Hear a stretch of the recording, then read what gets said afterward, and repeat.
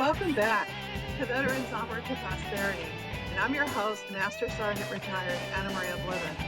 And on this episode, we are talking about family readiness, military family readiness, to be more specific, so that everybody that is connected with the military family in experience is actually supported and ready for whatever is taking place in the experience of the military life, right?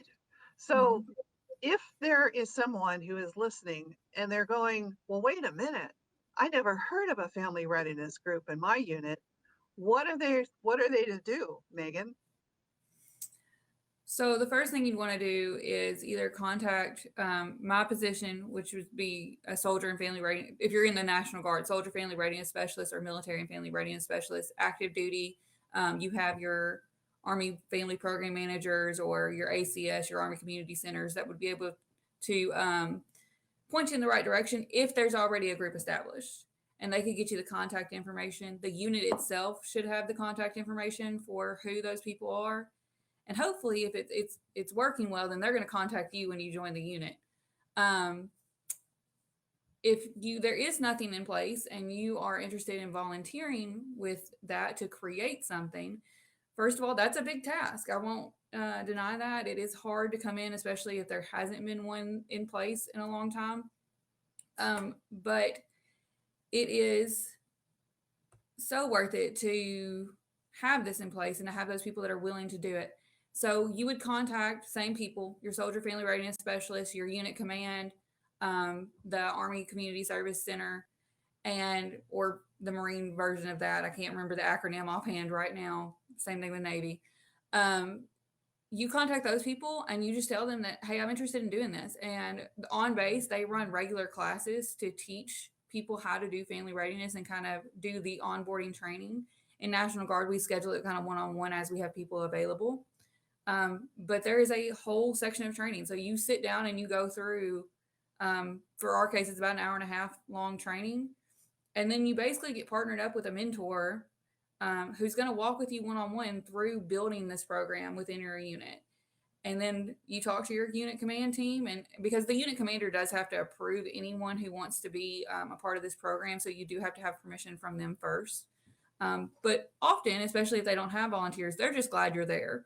So you sit down with them and you talk about what do you want this to look like within your units, what's working in other units.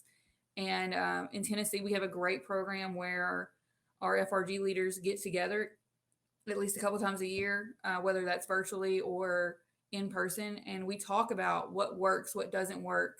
And so definitely tie into other FRG leaders and see what's, utilize their experience. So that's how you get started, is just really contacting the office and saying, hey, I'm interested in this. And somebody will grab your hand and be ready to take you on the ride. Well, I'm glad that you were telling everybody that it's not easy. No.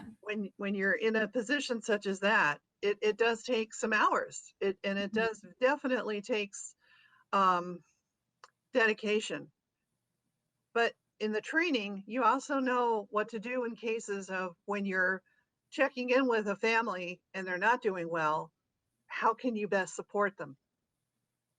Yeah, absolutely. I mean, one of the great things about being in FRG is the tie-in to all of the resources that are there, because all these programs are out there. All of these things are available, but oftentimes that's not pushed down to the lowest level. And so our FRGs are really our conduits into our units to make sure that somebody is tied in with these families and knows what's going on.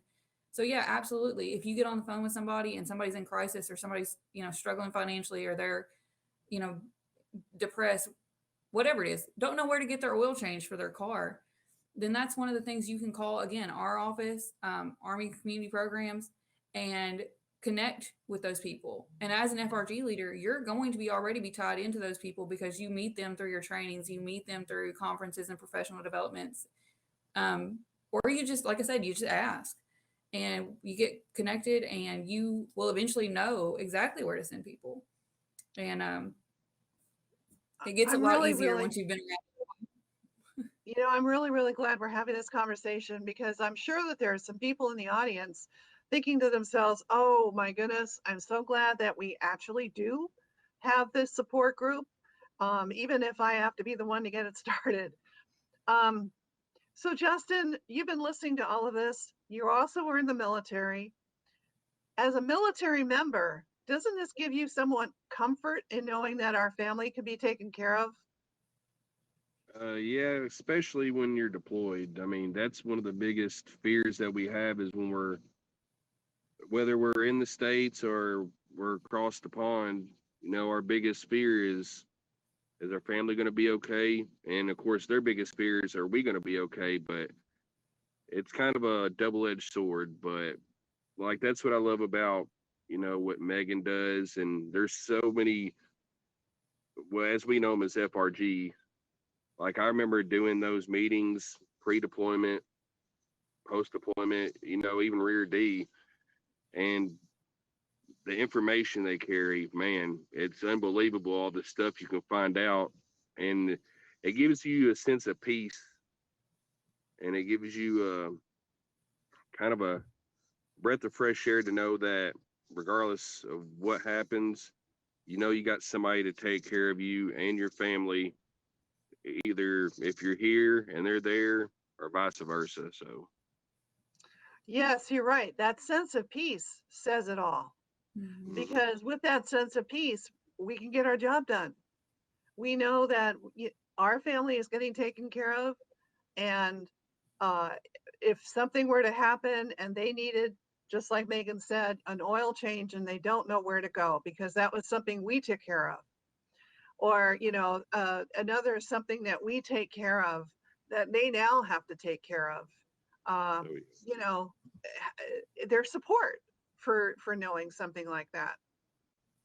I just got to tell you a story that I was in a situation where the families would call and things like toilets would all of a sudden overflow, right? A bad windstorm would come in and take off roof shingles. We would get the call. Mhm. Well, Desert Shield and Desert Storm was taking place, and it's like they would be in a frantic. Oh my gosh, I've got these shingles that are all over my yard. Now what do I do? Who do I call? Right? And then we just had to like calm them down and talk about home insurance for a minute. But inevitably, always in that call would be, my husband always took care of this, or my wife Mhm. always took care of this.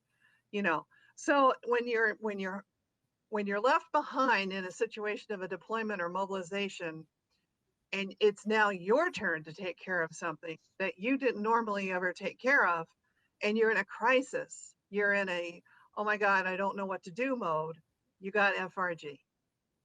Mhm.